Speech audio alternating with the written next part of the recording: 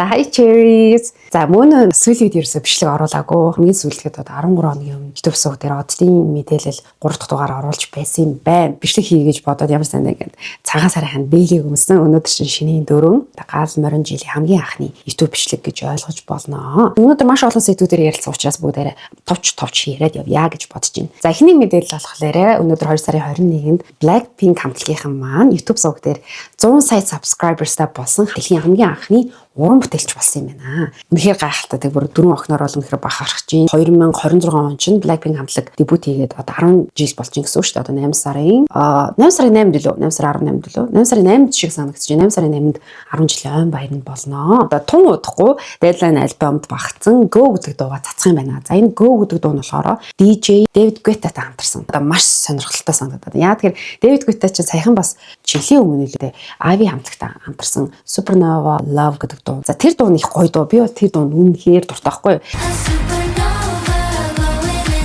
Энэ хоёр хамтрал бол маш гоё байсан. Харин одоо Blackpink хамтлагтай хамтарсан хамтрал нь яг ямар байх болоо гэсэн хүлээлт бол маш их байгаад байгаа. Big Bang-ийн топ маань болохоор жүжигчин Nana тоглож байгаа юм билээ. Nana ч бас яг 10 хэдэн жилийн өмнөөс л гоо үзэсгэлэн гэрээ шуугилж ирсэн шүү дээ. After School хамтлагийн бас гишүүн. Үнэхээр үзэсгэлэндээ гоё урт хөлтэй, өндөр гоё хүүхэн байдаг. Сүүлийн хэдэн жил л кино урлаг руу орчод болохоос уг нь бол хамтлагийн гишүүн шүү дээ. 10 жилийн сурч байхтай бол ялангуяа After School хамтлагаас айгүйх сонсдог байлаа. Энэ үс ярих гэдэг байна. Дараагийн мэдээлэл болохоор Lisa сая өчигдөр орой юм уу да балид шоуд хийсэн юм байна. Шоудсан заяа. Шоуд утгаараа.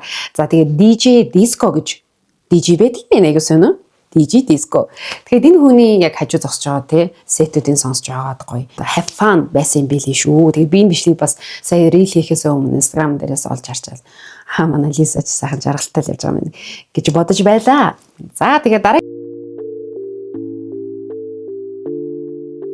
дараагийн мэдээлэл болохоор мэдээж нэг цагаан сартай холбоотойгоор Навальера хамтлагийн талаар ярья. За Навальера хамтлагийн талаар би яг бүтэн нэг гоё бичлэг YouTube бичлэг оруулъя гэж бодож байгаа. Ягаад гэвэл Монгол охид солонгосын K-pop урлагт ингээд гоё дебютээ хийгээд явж байна. Энэ чинь маш одоо чухал зүйл ахгүй ингээд дэлхийд гарахад бас ингээд алхамаар магадгүй Навальерийн хоёр монгол охин дараагийн хойч үедээ араас маш олон одоо монгол охтууд бас дебютээ хийх байх. Тэдний гоё замыг ингээд гоё засаж өгч байгаа болов уу гэж би бас ирээдүгөө бас тэгж гоё гэгээлгээр харж байгаа. Тийм учраас аль болох бид нар юм бичлэг үзэж байгаа. Та нар маань ч гэсэн Навальера хамтлагийг сайн дэмжиж өгөх хэрэгтэй. Стори дээр оруулж явах хэрэгтэй. За би бол аминдаа л одоо бүр одын скин гэр дээр ойрхон Навальерагийн рилүүдийг бол стори дээр оруулдаг хүн болгон үзээсэй гэж би бодож байгаа. Навальера хамтлаг сая цагаан сарын баяраар мэдээж Солонгост бас баяр болж байгаа шүү дээ. Үндэсний хувцас өмссөн. Манай Монгол хоёр охин маань болохоор хоёулаа үндэсний дээлээ өмссөн. Маш гоё харагдчихсан. Тийм имжлэгтэй бас гоё зураг мөрг даруулсан байсан. Тэрийг харахаар бас л гоё санагдчихсан. Дараагийн мэдээлэл болохоор Ketsai хамтлагийн Manon эрүүл мэндийн асуудлаас болоод одоо Ketsai хамтлагаас төр завсарлага авч байгаа. Бүр аль биесээр өнөөдөр мэдгдсэн байна.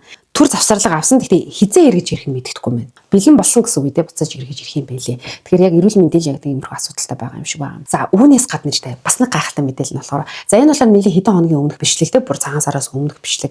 За энэ талаараас яриараа гэсэн хүмүүс байсан. За тэр нь болохоор Cortez хамтлаг маань дэлхийн NBA-ийн одоо завсарлагаанаар дуулсан анхны солонгос хамтлаг болсон. Үнэхээр гайхалтай байсан. Тэгээ fashion гэдэг бас дуугаа дуулсан. Өөр ямар дуугаа дууллаа бас марцсан. Ямар тач нэг хоёр дуу дуулчих шиг болсон. Одоо завсарлагын үеэр дуулаад өөр бас NBA-ийн өөр тайзнаар бас дуулаад ах шиг байсан. Хамтлагийн бас нэг гишүүний төс өдөр нь болж ах шиг байсан.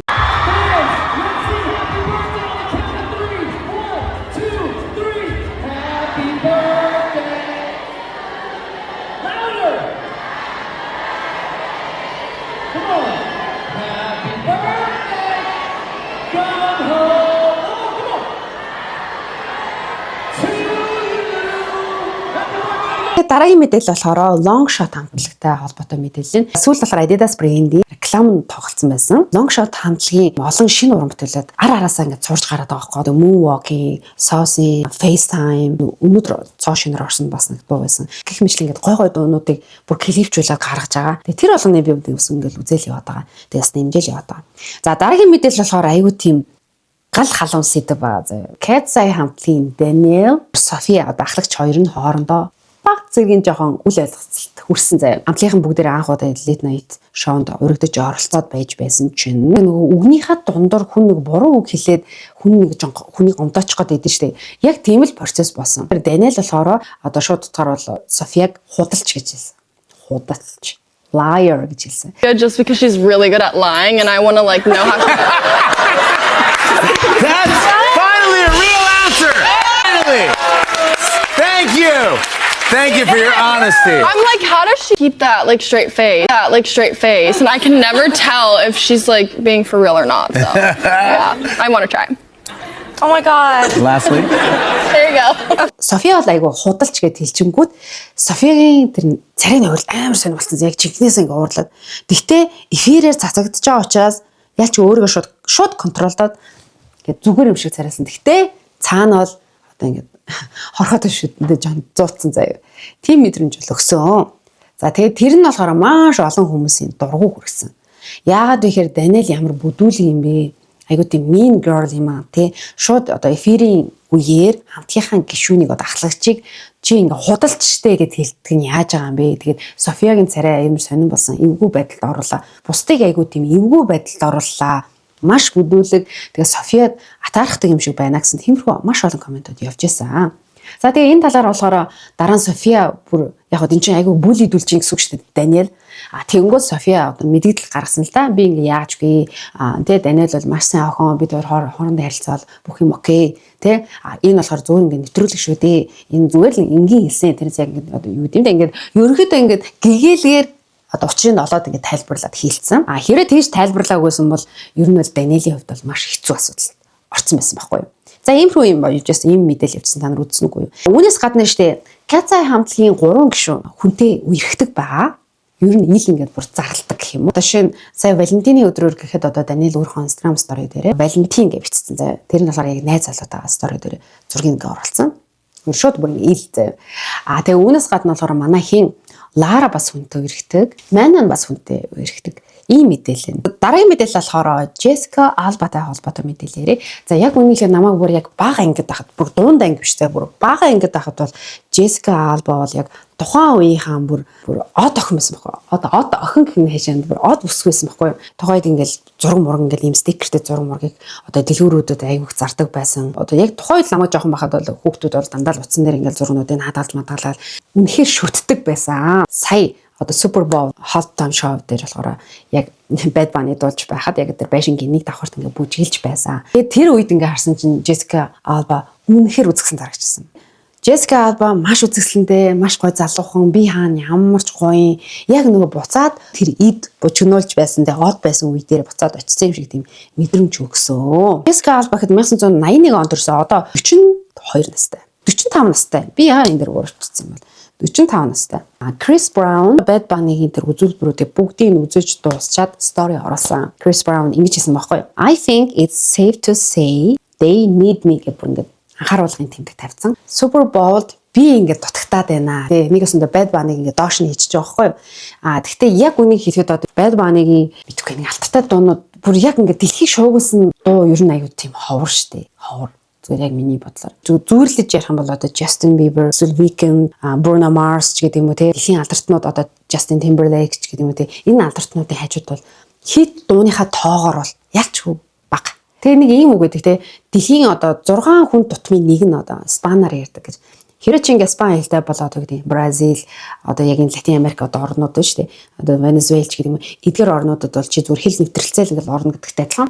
Яг нэг хүн амынхаа тоогоор яачгүй Bad Bunny клипүүдийн үзэхэд одоо дандаа 1 тэрбум, 2 тэрбум, 3 тэрбум YouTube дээр тэр бичлэгүүдийг харах юм бол те дуунууд нь ямар ч их хүн үздгийн те сонсдгийн. Гэтэл яг бусад улс орныхан бол яг Bad Bunny яг тийг сонсож гэнэ л гэдэг юм те. Яг ганц 2 дуу байдаг. Яг бүгд супер хит эсвэл ядаж нэг 5 дуу хит байна уу гэдэг нь шүү дээ те. Яг мэддэг хүмүүс мэддэг л. Гэтэ дэлхийн нийтээр мэддэггүй л гэдэг нэг сонирн байна. Bad Bunny-гийн яг үзүүлбэрийг үзэж байсан тэр зааланд байсан хүмүүс эсвэл зурагтаар үзчихсэн хүмүүс бүр ингээ гайхсан гэж аахгүй бүр Америкчууд нь